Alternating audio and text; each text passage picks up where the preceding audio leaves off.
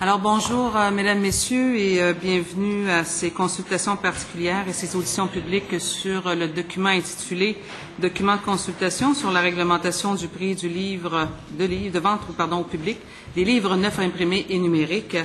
Alors évidemment, j'ai constaté le quorum. Je vous demande, chers collègues, de bien vouloir faire attention à vos sonneries d'appareils électroniques. Madame la secrétaire, avons-nous des remplacements ce matin?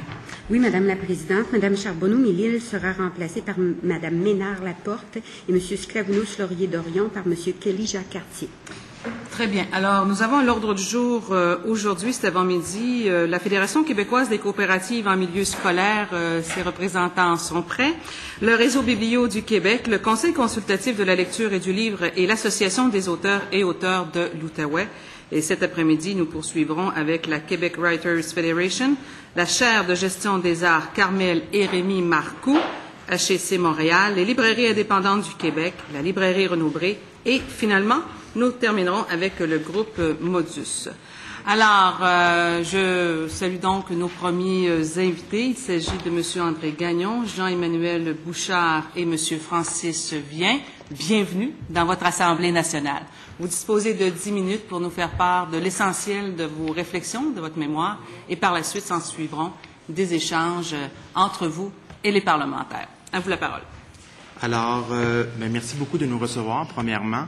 Bon matin à tous et à toutes.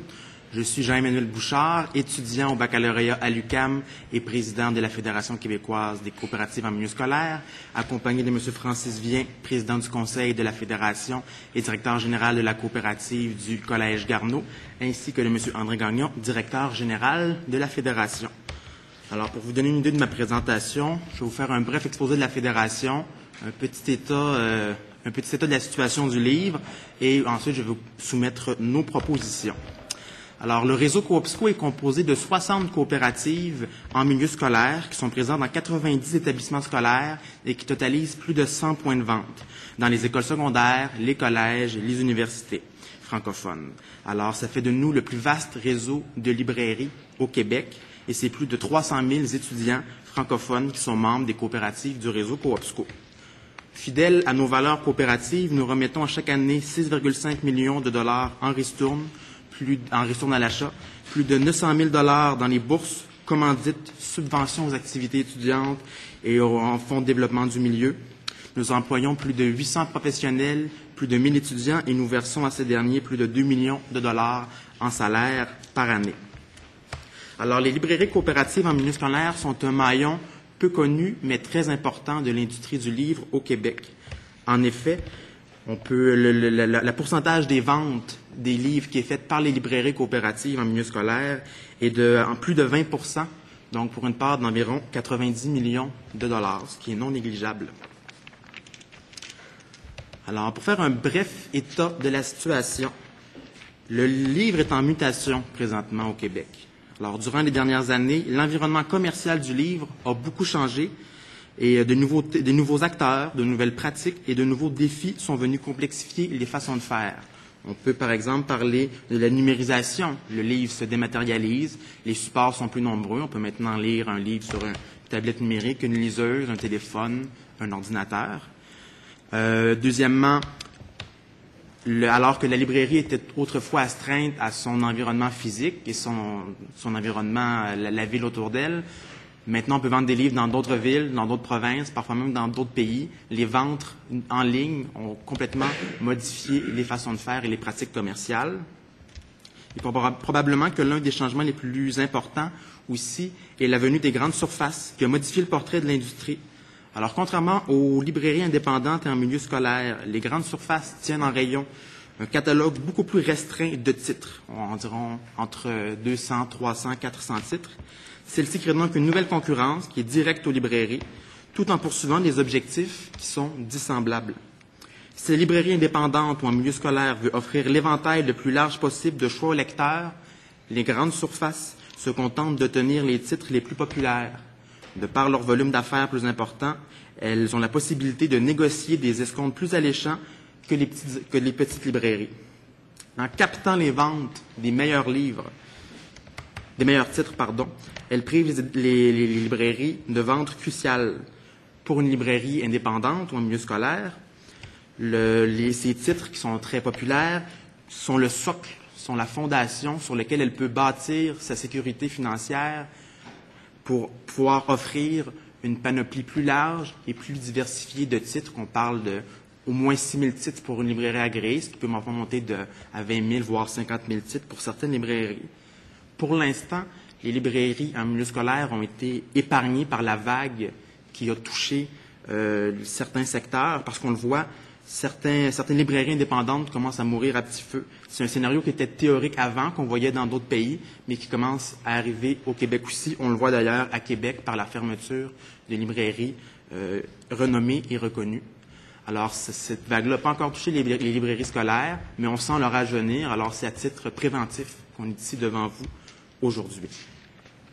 Alors, nos propositions sont, premièrement, que la diversité littéraire et économique soit protégée en créant une politique de réglementation du prix des nouveautés littéraires. Alors, la proposition est très simple et elle est partagée par de nombreux acteurs du milieu du livre. Toutes les nouveautés publiées verraient le maximum de rabais possible à leur accorder, limité à 10 % pour les 9 premiers mois de publication. Après ce délai de passé, les détaillants seront libres d'offrir l'escompte qui leur plaira aux consommateurs. On compte de multiples bénéfices pour une telle réglementation. Elle assure la diversité des détaillants dans le secteur du livre, permet aux librairies de faire foisonner l'offre littéraire sans la confiner aux secteurs les plus profitables et éviterait une inflation insidieuse du prix des livres sur le long terme, ce qui aurait donc pour bénéfice de protéger le consommateur. On peut considérer qu'une réglementation du prix des livres crée un écosystème où chacun, librairie indépendante, en milieu scolaire, chaîne de librairie, auteurs, éditeurs, distributeurs et grandes surfaces peut évoluer selon ses moyens. Notre deuxième proposition est que la littérature générale et le livre didactique soient assujettis à la nouvelle politique sur le prix réglementé des nouveautés. On entend par livre didactique les livres qui servent à l'enseignement collégial et universitaire. Alors, la littérature didactique vise à faire progresser les connaissances, les techniques. Ce sont les supports avec lesquels nos professeurs enseignent aux futures générations. Alors, en assujettissant la littérature didactique à la réglementation proposée, les communautés étudiantes seront protégées d'une hausse indue des prix qui pourrait être causée par une concentration des ventes entre les mains de quelques grands détaillants. De plus, l'accessibilité de la littérature didactique est assurée dans toutes les régions du Québec grâce au vaste réseau de coopératives scolaires et de librairies, une offre qui serait seulement disponible dans les grandes surfaces serait invariablement une limite à l'accessibilité des étudiants en régions éloignées. Actuellement, la loi sur le livre définit un livre comme une publication non périodique comptant au moins 48 pages de texte ou d'illustration, ou les deux pages de couverture non comprises, assemblées par quelque procédé que ce soit. Les avancées technologiques rendent cette définition-là peut-être un peu caduque et il serait nécessaire d'élargir le cadre de référence actuel pour y inclure les publications numériques. Alors, la nouvelle réglementation proposée pourrait ainsi couvrir tous les supports de titres possibles. Alors, c'est donc ces deux propositions-là que nous sommes venus vous présenter aujourd'hui. Nous sommes convaincus que ces actions permettraient à l'industrie du livre d'assurer sa pérennité et aussi assurer la protection du consommateur en le protégeant d'une hausse des prix. Alors, les impacts en seront bénéfiques et permettront aux lecteurs québécois de garder un catalogue riche et accessible et assurera un large éventail de choix didactiques à nos professeurs. Et je terminerai en vous disant ceci. Un livre n'est pas une simple marchandise, c'est la trace de notre histoire, de notre culture et de notre identité en tant que nation. Le laisser à la merci d'une logique purement mercantile menace l'épanouissement culturel qu'il nous apporte. Et c'est pourquoi, en tant qu'étudiant, président de Coopsco et grand lecteur, je vous demanderai d'agir sur la question. Merci beaucoup. Monsieur Bouchard, merci beaucoup pour votre présentation. On va commencer maintenant les échanges avec la partie ministérielle et Monsieur le ministre. Merci, Madame la Présidente. Messieurs, soyez les bienvenus. Dans votre proposition, vous limitez à 9 mois la période pendant laquelle le prix du livre neuf serait fixé par les éditeurs ou les importateurs. Comment est-ce que vous êtes arrivé à établir cette limite? Pourquoi pas 6 mois, pourquoi pas 1 an? C'est ça. En regardant un peu le cycle de vie d'une nouveauté, on arrive qu'en moyenne, c'est environ cette période-là où la nouveauté est le plus diffusée et le plus disponible dans les librairies. Et donc, c'est un peu une moyenne. Dans certains pays, c'est 12 mois. Dans d'autres, c'est moins. On pense que pour le Québec, dans la dynamique commerciale actuelle, 9 mois, c'est un bon équilibre. OK. Et vous souhaitez également un escompte maximum de 10%. Je réitère la question. Comment vous en êtes arrivé à fixer ce seuil? Dans notre dynamique CoopSco, vous savez que les coops en milieu scolaire, lorsqu'on devient membre, on a droit à une ristourne à l'achat. Et donc, lorsqu'on regardait les pratiques, que ce soit à Bécomo, à Montréal, à Québec, dans l'ensemble du Québec, on arrivait à peu près à ça, 8 à 10%. Et donc, c'était un rabais qui respectait nos pratiques actuelles et aussi qui permettait toujours, on essaye dans CoopSco de favoriser l'accessibilité aux livres. Et donc, un escompte de ce niveau-là permet aux étudiants d'acheter des livres avec un rabais et permet évidemment à la coop, qui, bien que si elle fait des surplus, ne sont pas distribués à des actionnaires, sont retournés dans le milieu, mais permet une pérennité pour les coops en milieu scolaire. Donc, encore une fois, c'était un escompte qui amène un équilibre autant pour le client membre chez nous que les coopératives pour assurer leur pérennité. OK. Et quelle est la part représentative du numérique par rapport aux ventes totales de livres dans votre réseau? Actuellement, on a un déploiement graduel de nos solutions de commerce électronique. Les coops qui vendent le plus dans le numérique, on essaie alentour du 5 à 7 % de ventes. On prévoit pour la prochaine année jusqu'à 10 % de ventes, mais on a des coops qui n'ont pas encore débuté le commerce électronique, et tout ça suivra bientôt, mais on en a 25 actuellement. Donc, les chiffres se situent alentour de 5 à 7 %. Si on se fie à ce qui se passe aux États-Unis dans la librairie scolaire américaine et canadienne, actuellement, c'est près de 30 %. C'est-à-dire que 30 % des livres didactiques qui sont vendus à des étudiants aux États-Unis, présentement, c'est 30 %. On croit penser que cette dynamique-là va se transposer au Québec. Et si on regarde l'augmentation, qui double pratiquement, pas à chaque année, mais à chaque session, on devrait atteindre ces chiffres-là d'ici de 3 à 5 ans, donc on devrait être près de 30 % si le même modèle américain se transpose au Québec. Okay. Là, je vais revenir sur une distinction qui me paraît un peu floue. Vous distinguez la littérature générale de la littérature didactique. Dans le livre didactique, il y a à la fois des titres qui sont édités expressément à des fins pédagogiques et d'autres titres qui, bien que relevant davantage de la littérature générale, sont parfois utilisés dans le cadre pédagogique. Dans votre chiffre d'affaires de près de 50 millions de dollars en livres didactiques, quelle est la part qui est constituée relativement aux titres publiés expressément à des fins pédagogiques? Dans le 50 millions? Oui. Le 50 millions de mémoire, ce qui est là, c'est le chiffre d'affaires spécifique de CoopSco en livres didactiques et on vend environ 10 millions en littérature générale. On a ciblé dans ça sur le livre didactique. Il faut se rappeler, pour nous, on fait toujours une distinction de 3 catégories de livres. Le manuel scolaire qui est vendu au primaire secondaire, le livre didactique qui est vendu au collégial universitaire et la littérature générale qui est vendue davantage dans les librairies dépendantes. Mais évidemment, en milieu scolaire, on vend aussi de la littérature générale. Mais ce n'est pas notre principale mission commerciale, c'est d'offrir des livres, des outils pédagogiques aux étudiants. OK. Est-ce que, de votre perspective des choses, littérature didactique est de facto un livre neuf? Bien, il est un livre neuf. L'enjeu vient sur la question des réimpressions. Un livre Maths 101, par exemple, première édition, un an après, le livre peut être réédité parce que des exercices sont rajoutés, des graphiques sont mis à jour, du contenu est mis à jour. Donc, il peut y avoir une deuxième, une troisième, une quatrième, une cinquième édition. Nous, on pense que la dynamique du livre neuf devrait s'appliquer à chaque fois qu'il y a une nouvelle édition.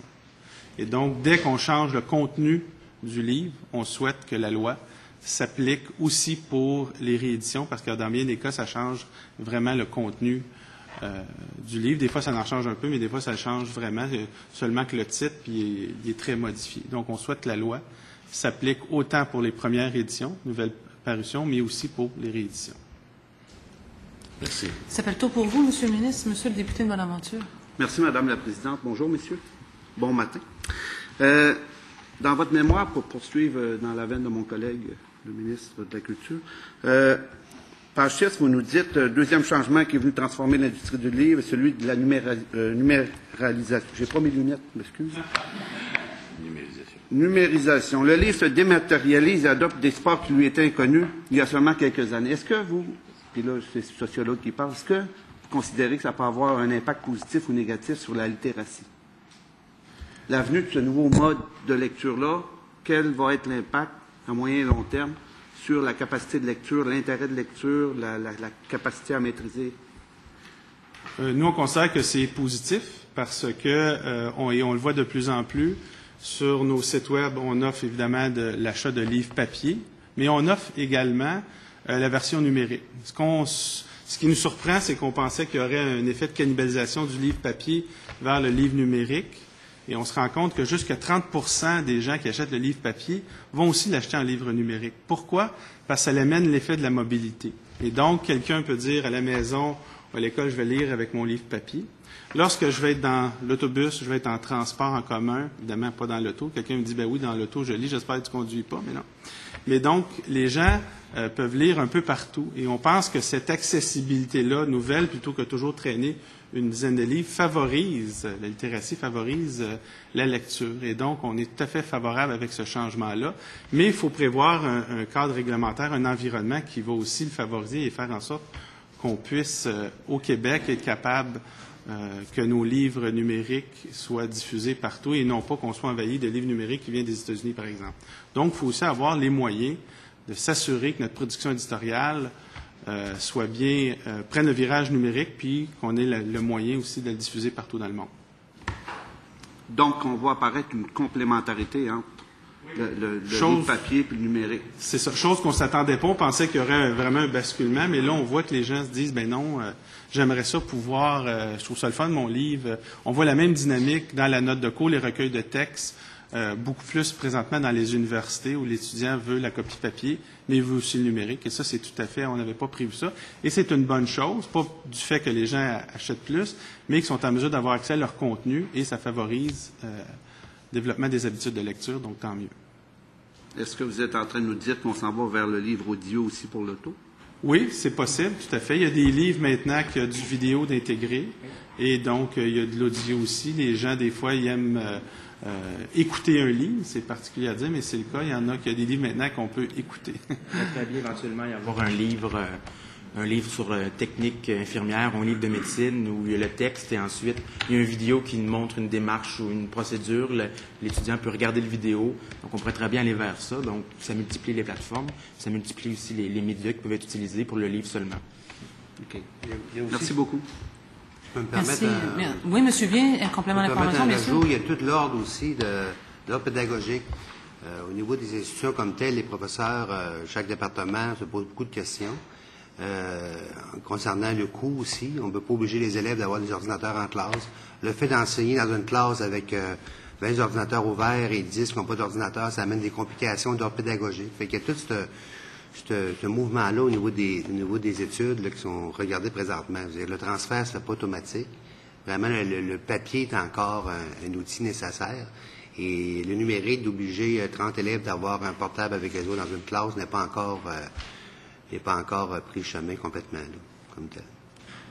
Juste un commentaire, s'il vous plaît. Bon, un collègue me faisait part d'une étude qui disait que, il y avait une expérience qui était faite par rapport à des notes de cours avec un papier-crayon et notes de cours sur ordi. Et ce qui apparaissait, c'était que la capacité à aller fouiller ailleurs, chez les gens qui prenaient des notes avec un ordi, venait, je dirais, anesthésier un peu la rétention de l'information. Donc, oui, une plateforme informatique, c'est intéressant, mais la multiplicité puis le multitâche qu'il suggère tente l'individu vers autre chose. C'est Encadrement, effectivement. il faut beaucoup plus de discipline. Oui. Et juste en terminant, une anecdote. J'enseignais en vidéoconférence et on nous disait que on avait créé des salles virtuelles, puis certains étudiants allaient allumer puis fermer les lumières de manière virtuelle dans la classe. C'était un peu particulier. Donc, on avait même des cas d'indiscipline. Ça conclut ma...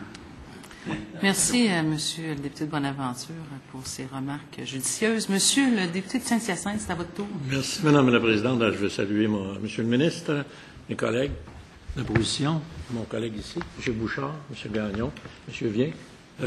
Ma question va être assez simple. Mentionnez dans votre mémoire, au début, que l'importance du réseau des coopératives milieu scolaire, vous mentionnez les revenus, mettons, relativement stables de 98 millions, 91 millions au cours de cette période. Je veux juste savoir, est-ce que vous sentez, chez les nouveaux arrivants à l'université ou collégial ou ailleurs, un intérêt accru pour la lecture, pour les livres, on dit les livres généraux, et le livre didactique, est-ce que ça fait partie de vos analyses? Est-ce qu'il y a une recrudescence? Est-ce que les élèves s'intéressent plus, les étudiants s'intéressent plus à la lecture? Moi, je dirais que oui, mais c'est directement proportionnel à la disponibilité. C'est-à-dire que plus on est en mesure d'avoir des librairies qui sont le plus complètes possible, plus on favorise de développer des habitudes de lecture jeunes. Et c'est un peu le sens de notre mémoire. Il faut un réseau de librairies en santé, autant dans les librairies indépendantes que dans les librairies en milieu scolaire. Et donc, oui, mais si les étudiants un jour rentrent dans les milieux scolaires et il n'y a pas de librairie et que c'est uniquement, à la limite, un comptoir qui dure 3 semaines et qui ferme, bien, encore une fois, on vient de rater une occasion en or de permettre de découvrir toute, premièrement, la culture québécoise, puis découvrir tout ce qui peut s'écrire. Donc, mais on ne sent pas une baisse des habitudes, une baisse d'intérêt, mais il faut encore nourrir cet intérêt-là, puis avoir des librairies qui sont le plus développées, le plus complètes et le plus en santé possible. Et partout au Québec, là, que ce soit à Bécomo, en Abitibi, à Montréal, à Québec, en Beauce, il en faut partout dans toutes les maisons d'enseignement. Et le résultat, Madame la Présidente? Abondamment. Abondamment, merci. Quelle est la proportion entre, dans votre réseau, quelle est la proportion entre le livre didactique, le livre général, la littérature générale? Quelle est la proportion d'utilisation, de revenus ou de ventes là, que vous avez? On dirait environ 50 millions en livres didactiques, 10 millions en littérature générale. Ouais. 10 millions en littérature générale. Oui. Okay. Seulement pour le secteur de la librairie. C'est ça. OK. Merci. C'est tout. Merci. Monsieur le ministre, il vous reste à peu près un peu moins de 3 minutes. OK, c'est bon, c'est largement suffisant. Vous avez dressé un portrait des changements survenus dans l'environnement commercial du livre au cours des dernières années. Est-ce qu'on peut savoir les impacts qui affectent le plus votre réseau? Le principal impact, c'est que, peut-être d'entre vous, vous avez côtoyé les coop en milieu scolaire, ou à l'époque, on appelait coop étudiante, il y a de ça peut-être 20 ans. C'était un marché fermé, c'est-à-dire les livres qu'on avait, l'accessibilité se faisait uniquement dans un contexte physique, donc les gens devaient se présenter à la librairie, faire des achats. Quand est arrivée la venue de l'Internet, Amazon, Google et tous les magasins en ligne, notre dynamique a complètement changé.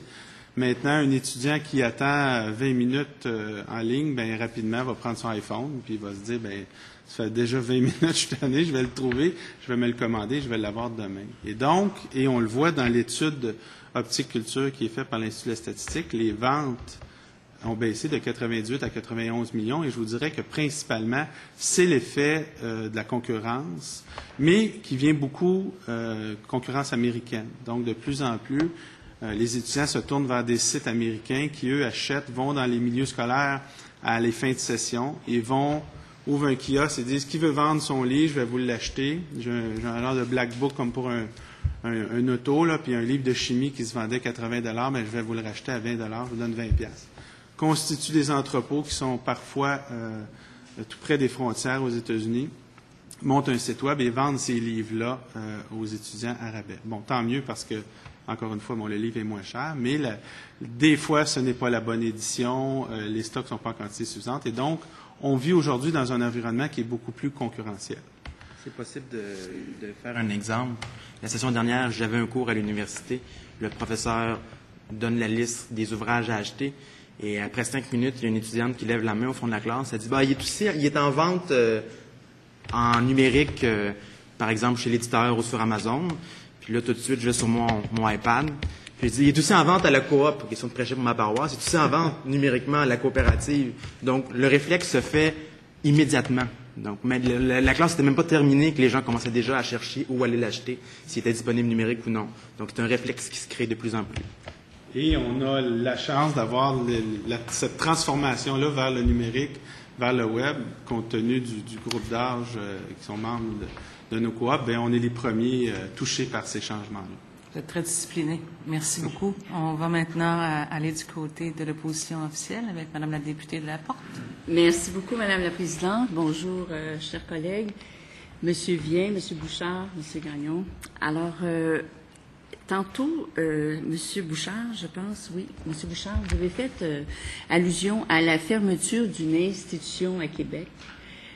Qui est la Librairie générale française. Et ça fait à deux reprises là, qu'on entend parler de cette fermeture. Alors, je ne sais pas à quoi vous attribuez la fermeture, parce que j'ai un article ici dans le Journal de Québec que je vais vous citer, là. On donne les raisons de la fermeture, qui étaient trop forte concurrence des magasins à grande surface, les livres numériques, et l'âge de monsieur du propriétaire. Et monsieur le propriétaire, je le cite, disait je suis forcé de fermer à cause de la concurrence et ma clientèle âgée qui n'est pas remplacée. Alors, à quoi attribuez-vous la fermeture quand vous avez mentionné ça tantôt, là, après ce que je viens de vous dire? En fait, c'est comme je vous présentais, ces mutations-là ont une influence quand même assez générale. Je ne peux pas donner les raisons spécifiques de la fermeture de la librairie littérature générale, mais comme vous venez de l'exprimer, on parle des grandes surfaces, on parle de la concurrence. Les meilleurs vendeurs d'une librairie, les 10 meilleurs titres là, qu'on peut aller chercher, c'est souvent eux qui vont être la fondation financière de la librairie. Si ces ventes-là sont captées par des grandes surfaces, la librairie indépendante au milieu scolaire ne peut pas soutenir tout le catalogue qu'elle veut offrir parce que peut-être que le recueil de poésie de quelqu'un qui se vend peu doit être vendu, mais doit être soutenu aussi par la librairie, par des ventes qui vont être des livres de cuisine, les livres populaires, le dernier Harry Potter, donc ce genre de ventes-là. Si la librairie perd ces ventes-là, à ce moment-là, c'est sa rentabilité qui est mise en compte, qui est un défi à ce moment-là. Donc, est-ce que vous pensez que s'il y avait eu la réglementation du prix du livre, que cette librairie-là n'aurait pas fermé ses portes? Ça aurait facilité l'environnement commercial. Ça lui aurait peut-être permis de pouvoir répondre aux différents défis comme la numérisation, comme les ventes en ligne. Pour ce qui est de l'âge, ça aurait peut-être pas fait de différence, mais à ce moment-là, on peut trouver de la relève. C'est encore plus difficile de trouver une relève si l'environnement commercial est difficile. Oui. Je vais reprendre les propos de mon collègue de Bonaventure qui parlait dans votre mémoire que vous affirmez que le livre se dématérialise et adopte des supports qui lui étaient inconnus il y a quelques années. Nous savons que ces nouveaux supports ne sont pas pris en compte dans la législation actuelle. Alors, croyez-vous que nous devrions réouvrir la loi 51 afin de faire une mise à niveau, parce que vous savez que la loi existe depuis 1981.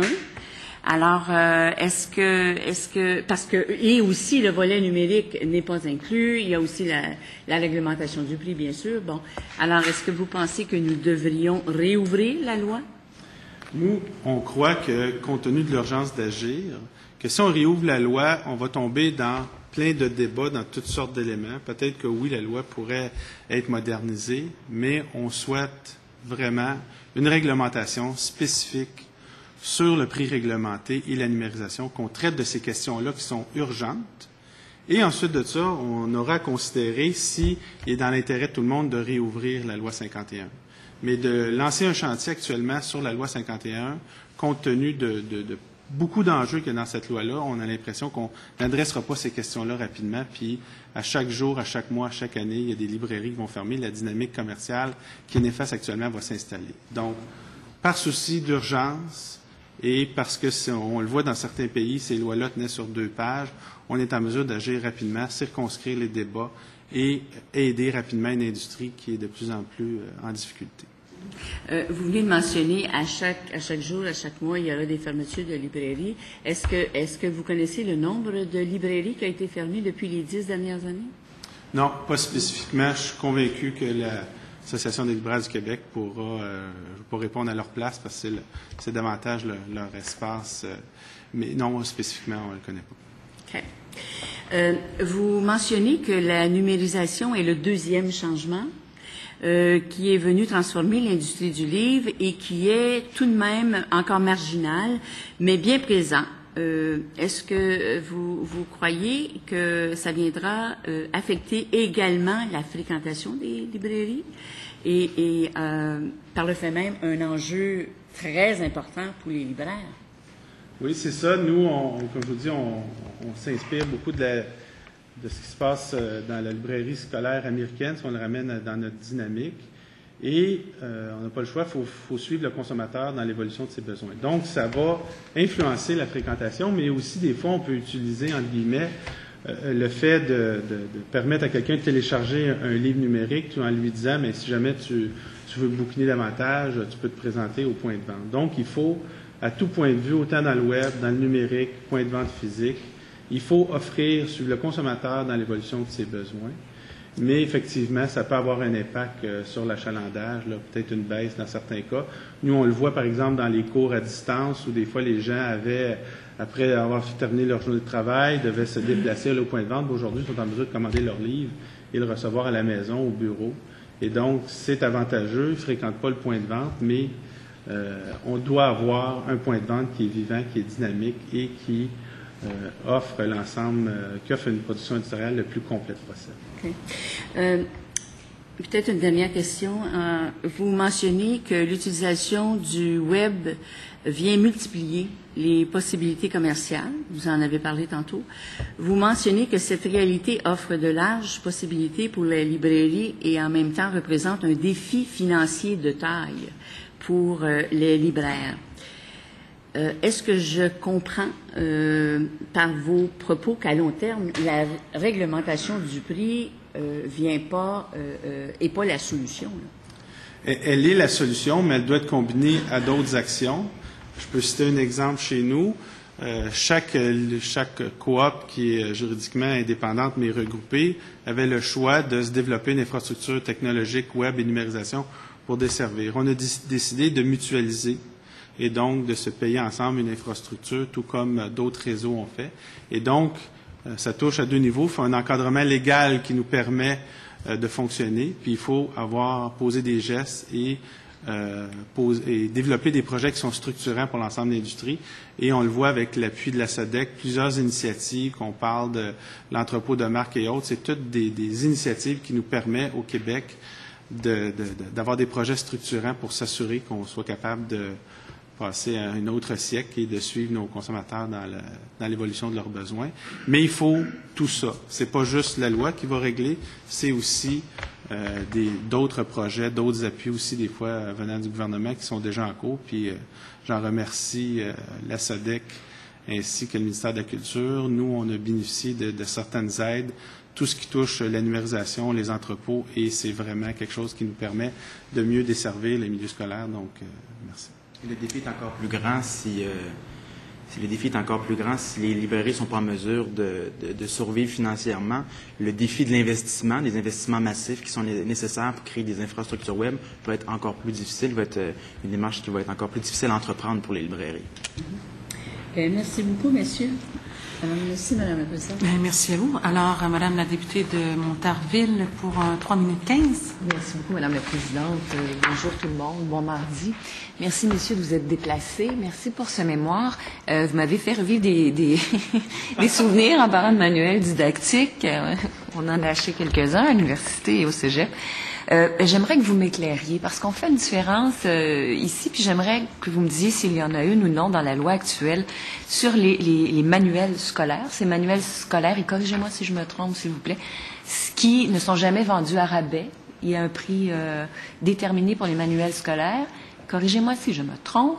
Et est-ce la même chose pour le manuel didactique? Dans la loi 51, la loi du livre, on appelle actuellement 3 catégories de livres: manuel scolaire, primaire, secondaire, didactique, collégial, universitaire, littérature générale. La loi 51 ne réglemente pas le manuel scolaire. C'est-à-dire qu'elle n'impose pas, par exemple, une commission scolaire n'a pas acheté le livre au prix de détail suggéré, contrairement aux 2 autres catégories de livres. Et donc, c'est le libre marché.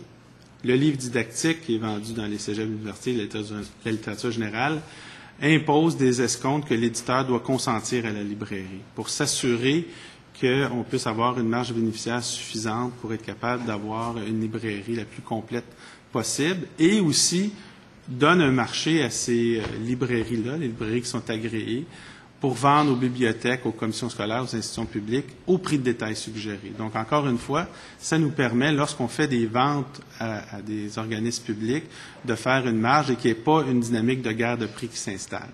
Nous, ce qu'on demande dans notre mémoire, c'est que, advenant qu'il y a une loi sur le prix réglementé, que la même dynamique de catégorie de livres soit assujettie. Donc, que le manuel scolaire ne le soit pas, que le livre didactique collégial universitaire soit assujetti au prix réglementé et la littérature générale. Elle est là, la distinction. Je vous remercie infiniment. Merci. Madame la députée, maintenant. Oui. Madame la députée de Coin? Oui, merci. Oui, j'attendais la parole. Oui, bien sûr. Je vous en prie. Pour 2 minutes 15. Pardon? 2 minutes 15. Merci. Bonjour, messieurs. Pour aller plus loin, moi, j'aimerais mieux comprendre encore, si c'est possible, ce que vous venez de dire. Pourquoi est-ce que ce serait utile que la loi réglemente certains types de manuels et pas d'autres? Parce qu'ils répondent à des dynamiques commerciales très différentes. Par exemple, dans le manuel scolaire qui est primaire secondaire, dans bien des cas, c'est une dynamique où les commissions scolaires, les écoles vont acheter des livres et vont les prêter aux élèves. Donc, c'est une dynamique qui est très différente. C'est pas l'élève qui va faire l'achat, bien que des fois, on a acheté certains livres, là, mais les livres sont prêtés, c'est les écoles, les commissions scolaires qui font les achats. Donc, c'est une dynamique commerciale qui est très différente. Lorsqu'on arrive au collégial universitaire, ce qui est différent, c'est la catégorie de livres. C'est un livre, moi j'appelle les livres du savoir, plutôt que la littérature générale, j'appelle les livres des fois du plaisir ou de la culture. Et donc, encore là, c'est une même dynamique commerciale, mais dans des catégories de livres qui sont différentes, qui ont des objectifs différents. Donc, c'est pourquoi que je pense, là, je ne veux pas me répondre pour les gens qui ont sanctionné la loi à 51, mais c'est quand même des catégories ou des dynamiques commerciales qui sont différentes et ils demandent un encadrement législatif différent. Merci. Une dernière question. Dans le fond, si je veux me faire un peu l'avocate du diable, vous avez tout de même une clientèle un peu captive, c'est-à-dire que vous êtes implanté en milieu cégep, université, c'est assez normal que les gens ils aillent acheter chez vous. Pourquoi est-ce que c'est si important à ce moment-là pour vous de réglementer le prix des nouveautés? C'était captif. Tantôt je disais, c'est l'est de moins en moins, parce qu'avant, le livre était disponible uniquement physiquement à la librairie, et aujourd'hui, dès qu'il y a une attente, toujours on a la première chance. Si le livre n'est pas disponible, immédiatement, c'est sur les sites web. Et donc, la dynamique commerciale a complètement changé. Le web, les étudiants, des fois, des coop reçoivent des commandes à 2 heures, 3 heures, 4 heures, 5 heures du matin. Contrairement à peut-être les librairies, c'est pas comme ça. Et donc, on n'est plus dans un marché captif. On est dans un marché qui est complètement éclaté. Et notre clientèle, bien, elle est déjà rendue sur le web. C'est sûr que c'est pas la même taux d'utilisation en fonction des groupes d'âge, mais notre clientèle étudiante, qui est 16-25 ans principalement, elle est branchée et déjà, elle n'a pas le temps d'attendre et donc elle achète partout. Et malheureusement, dans beaucoup de cas, elle achète aux États-Unis. Et donc, on veut avoir un encadrement législatif qui va nous permettre de maintenir un réseau de librairies en santé partout au Québec, continuer à donner le goût de la lecture aux jeunes le plus rapidement possible. Ce sera votre mot de la fin, cher monsieur. Merci beaucoup à vous trois. Merci. J'invite maintenant le réseau Biblio du Québec à prendre place pour du temps de la petite suspension.